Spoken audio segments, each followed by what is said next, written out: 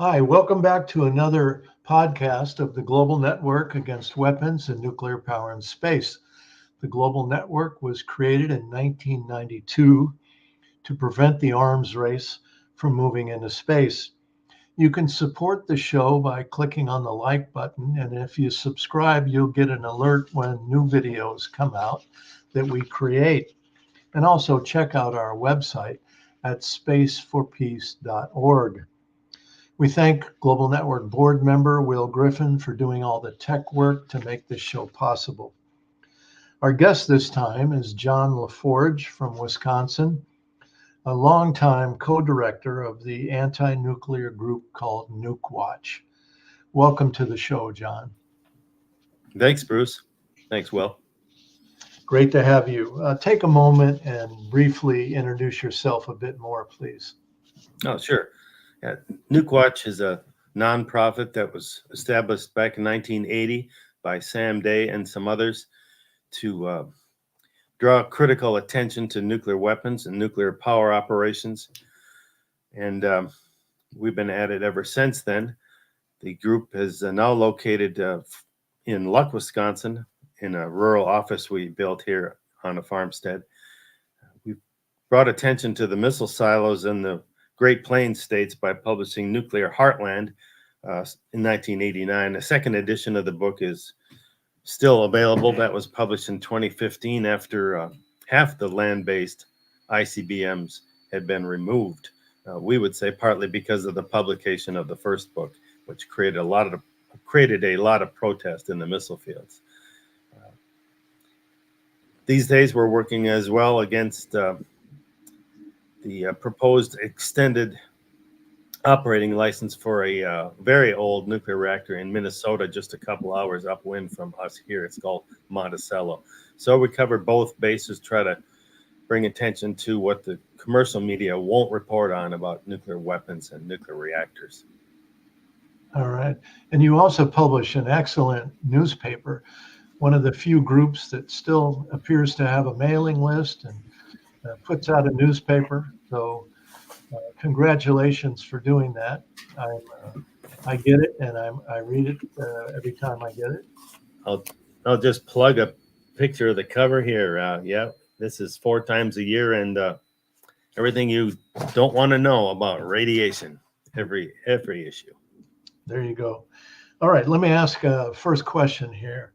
Most people in the U.S., and I would probably say anywhere else around the world, don't realize that there are Pentagon U.S. nuclear weapons deployed in Europe. Can you tell us where they're deployed and give us a bit more background on those deployments? Yeah, we've had the pleasure of organizing a couple, 4 or 5 different U.S. peace activist delegations to Germany, to the peace camp outside the Buul Air Force Base, where approximately 20 of these U.S. gravity bombs, hydrogen bombs called B-61s, have been deployed for decades. The same number, about 20 of these B-61s, are also deployed at bases in Belgium, Turkey, Italy, and the Netherlands. In fact, 2 bases in Italy have these weapons. They're old-fashioned, unguided gravity bombs of the B-61 variety. The military has been producing these since 1962. They come out with a new version every couple of years. We call it the Ford Mustang of mass destruction, you might say. This most recent version, the B-61-12, has just finished its production mode and is now going to be replacing the B-61-3s and B-61-4s that are in these 5 NATO member states.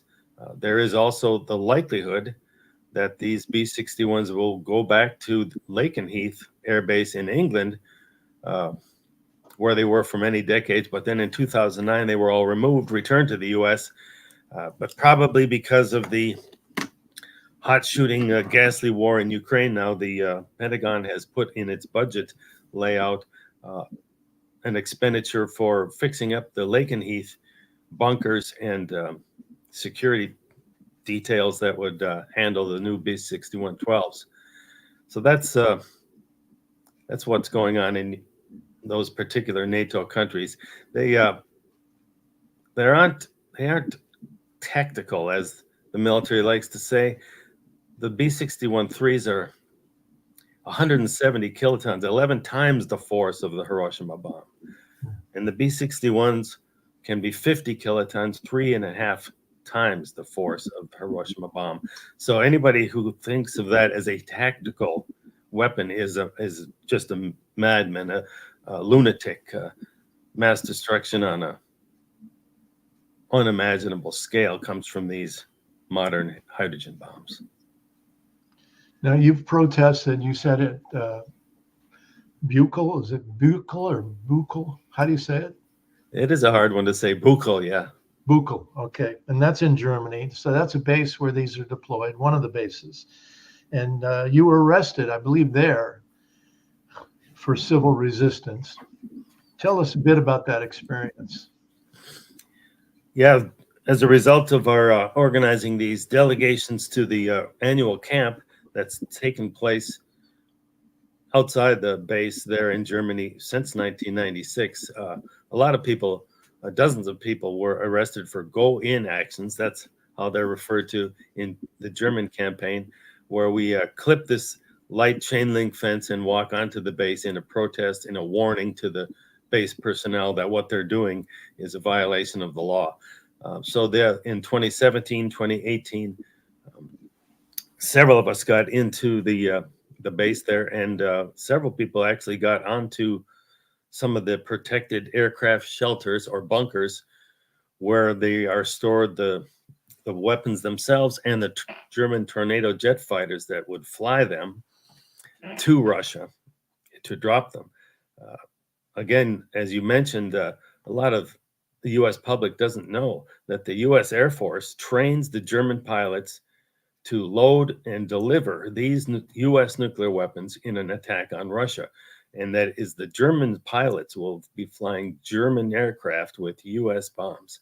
This is an open and direct violation of the first two articles of the Non-Proliferation Treaty, which is why we felt perfectly justified in getting in the way and trying to interrupt or interfere or even prevent the routine rehearsals that go on at this base for attacking Russia with these U.S. nuclear weapons. So when we were taken to trial, and dozens of people have gone to trial in Germany, we have made this crime prevention defense, arguing that we were just acting in the spirit of citizens' arrest to prevent an ongoing criminal conspiracy to commit massacres with U.S. nuclear weapons. Now, as you might expect, the German courts didn't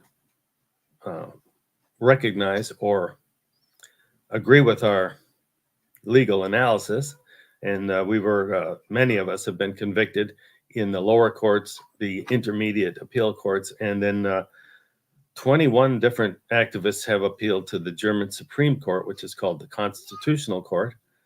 And there, 21 times now, the court has done an interesting maneuver. They have refused to acknowledge the appeal. They've just dismissed it without comment, letting the appeal court conviction stand as is. And it's that middle-level court at Koblenz, Germany, that has sent a few dozen people to German prison camps for refusing to pay the fines. Normally, they just impose a fine based on your ability to pay. Interestingly, in German, these civil and criminal courts, the fines are directly related to your income.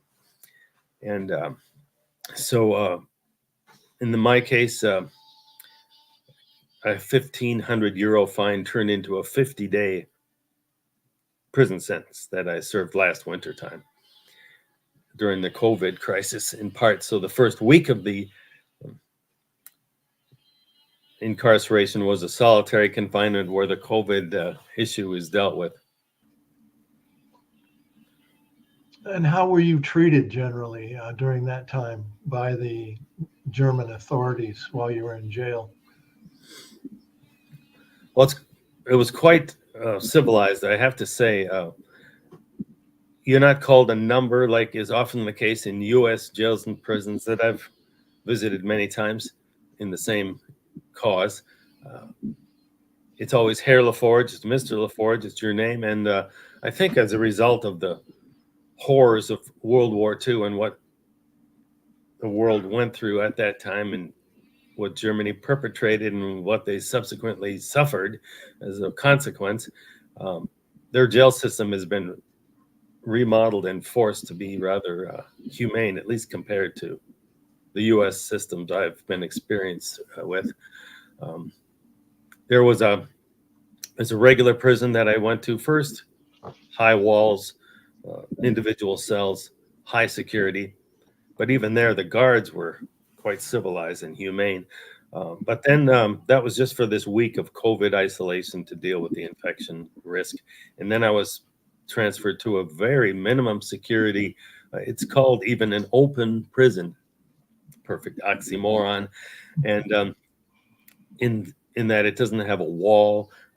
You go to little factory jobs during the day. You are required to work a 7-hour day at these light industry jobs, otherwise experience solitary confinement. So I did agree to do that. We put little items in plastic bags for 7 hours a day. I think they actually are trying to bore people to death. But I made friends, and it was very easy going there. And they also have, for this camp, it's where people do the last of a very long sentence. So their last 2 years are at this place where they're supposedly trying to become acclimated to soon being released. So they get 7 weekends in a given year where they can go home. And that applies to you no matter what your length of sentence. So my 7-week-long sentence meant that I could go home every weekend. This was extremely rare and rather hilarious, because home was a half an hour away by car. And so it was rather like work release programs here in the United States. Yeah, that's good to hear. Okay, next question. With the collapse of the Warsaw Pact, that was the Soviet alliance during the Cold War, and then after the end of the Cold War, and thousands of other U.S. nukes that U.S. still has today that can threaten Russia.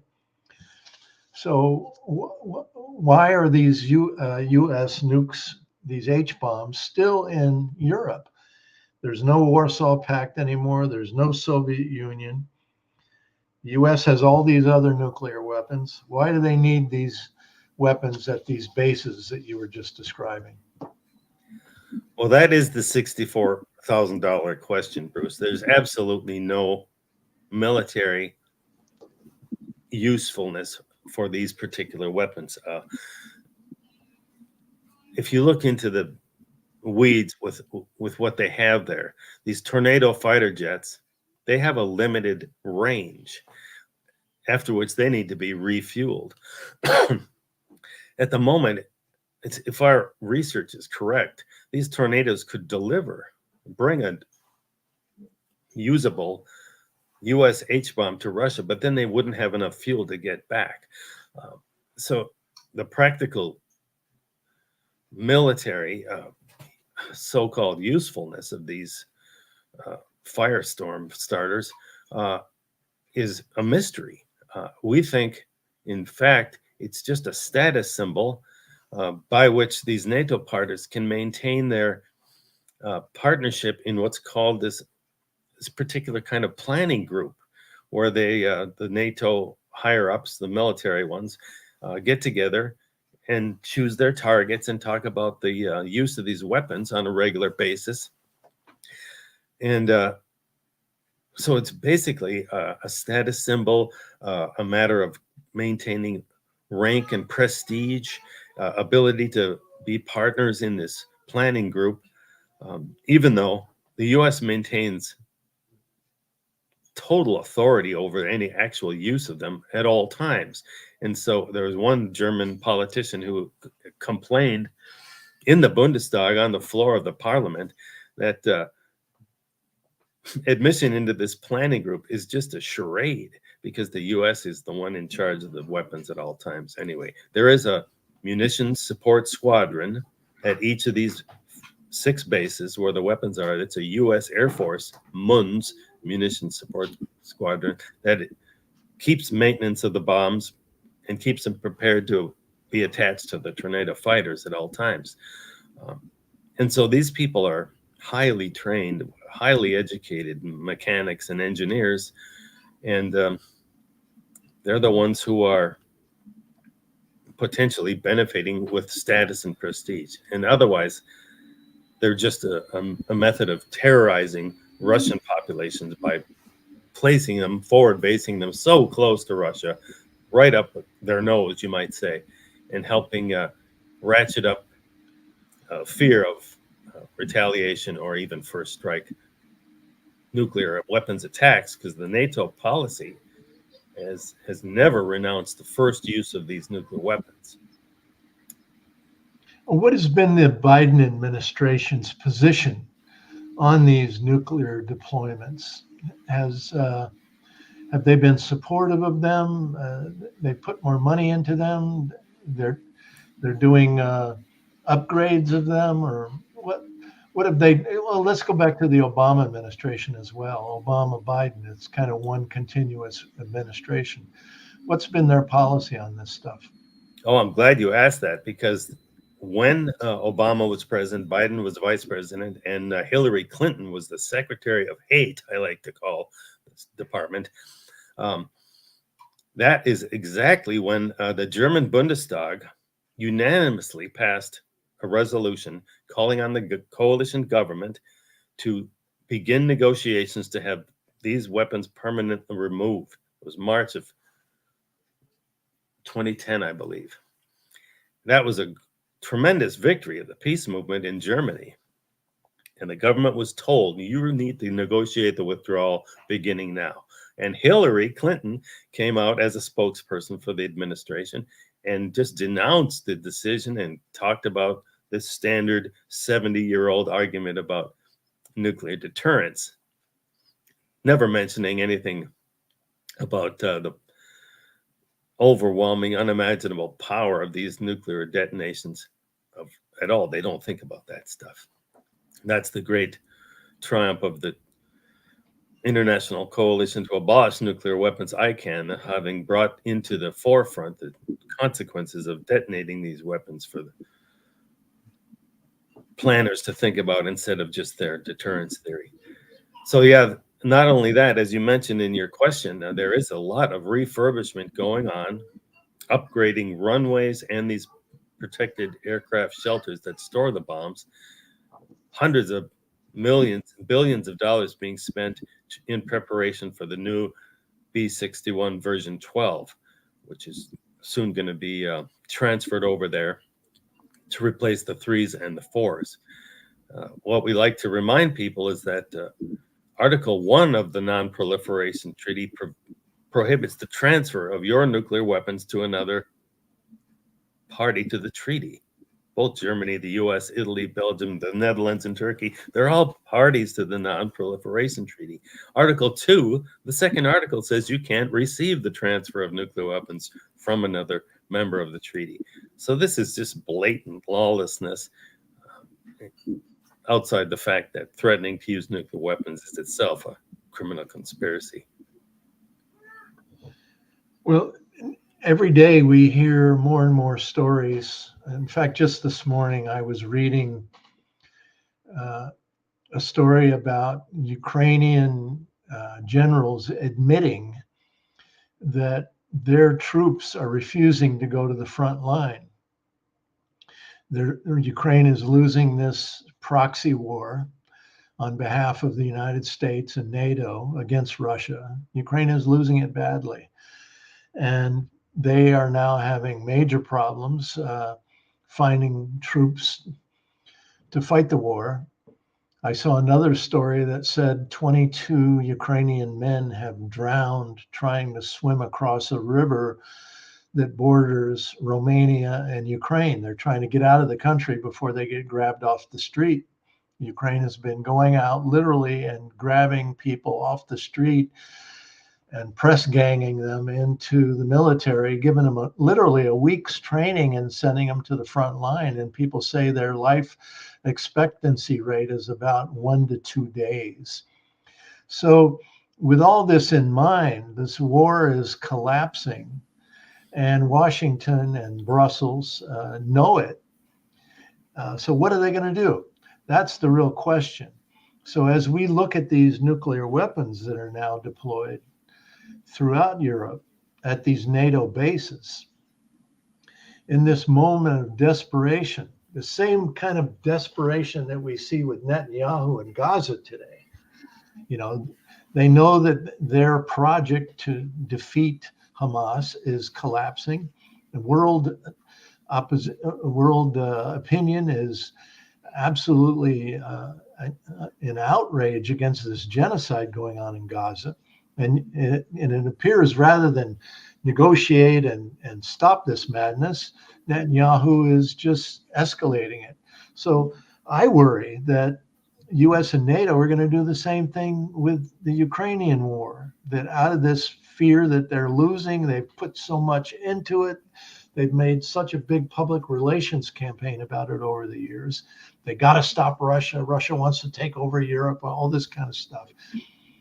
Are they going to use these nuclear weapons? What do you think about that question? I think this, Bruce. I think the nuclear weapons are there as a hedge, because look at what the conventional weapons, the non-nuclear weapons, are able to do. U.S. conventional weapons, Israeli conventional weapons, Russian conventional weapons, they can burn down entire countries. That's what they're doing. That's what the United States did in Afghanistan and Iraq. There's all this hand-wringing about Russia destroying the infrastructure of Ukraine, deliberately attacking infrastructure. Well, they took a lesson from the United States on that.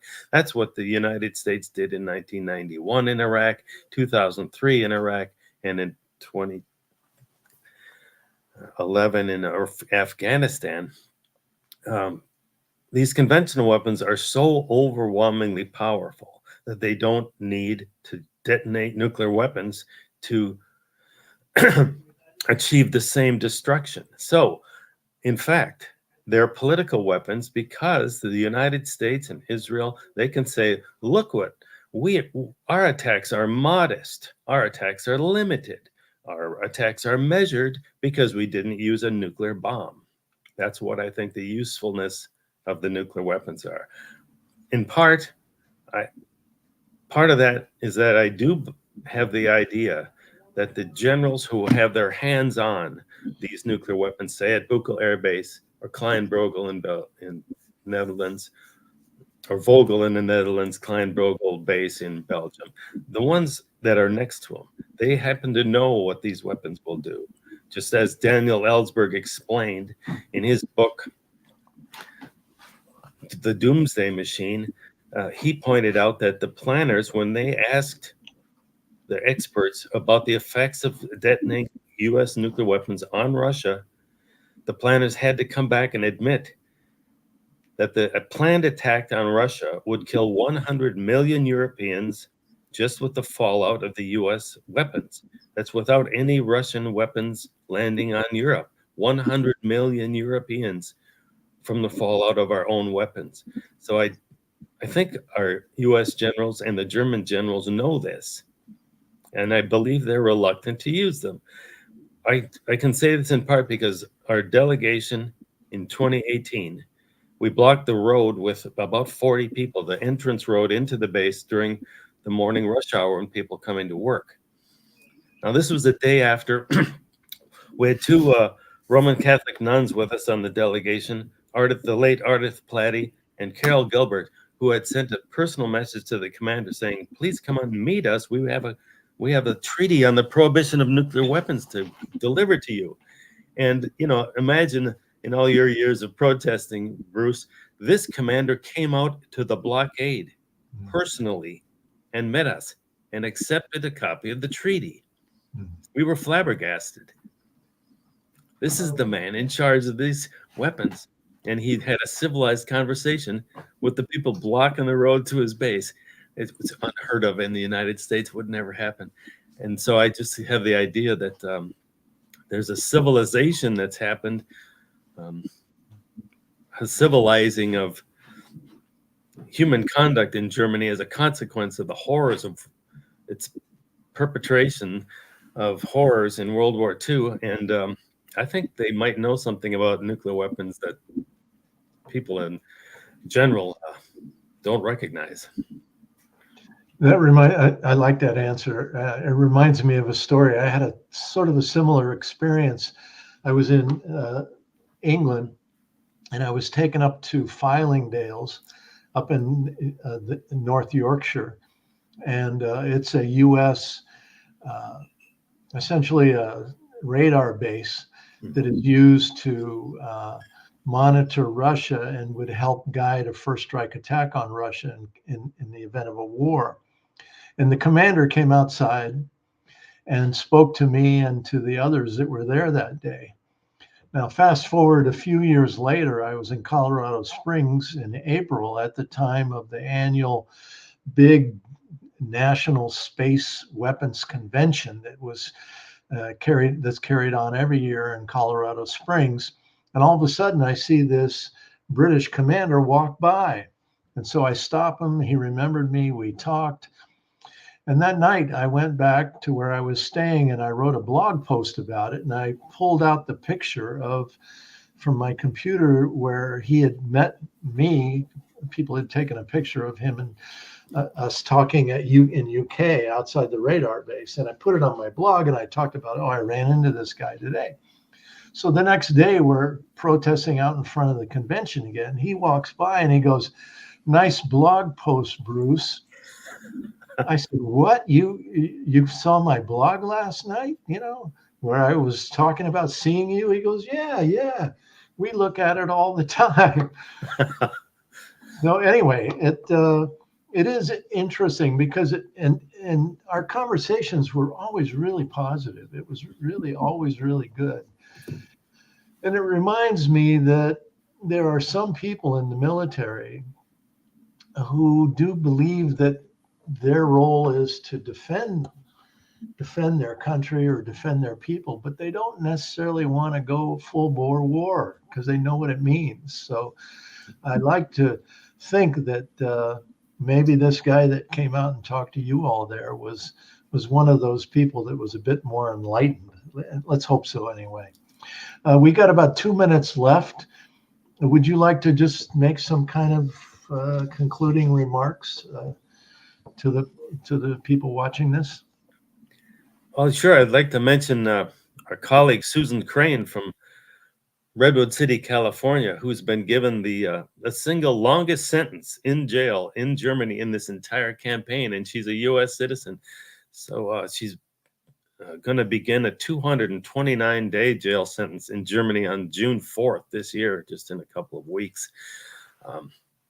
After going into the Buul base many times, she's sort of incorrigible, continually bringing into the base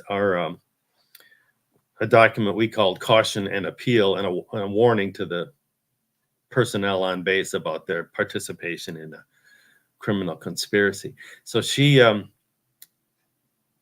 has won this longest ever jail sentence, is quite notorious for it now in Germany. And so the activists over there have arranged a short peace walk. They're going to walk from the Buul Air Base to the prison where she's going to be doing her time, along with another activist from Amsterdam. The two women will be together part of the time in this German prison camp. So you could check out the Nukewatch website, nukewatchinfo.org, if you'd like to drop Susan Crane a letter while she's doing her hard time in Germany. Great. Well, John, thank you very much for coming on the show. You did a really great job representing Nukewatch and all of your work and your friends and your compadres that you work with. Well, thanks for having me, Bruce. I really appreciate being on the program. You're most welcome. And thank you for watching another edition of Space Alert. We'll do another show soon with another leader from the movement from someplace around the world. In the meantime, good luck to you all, and please get organized.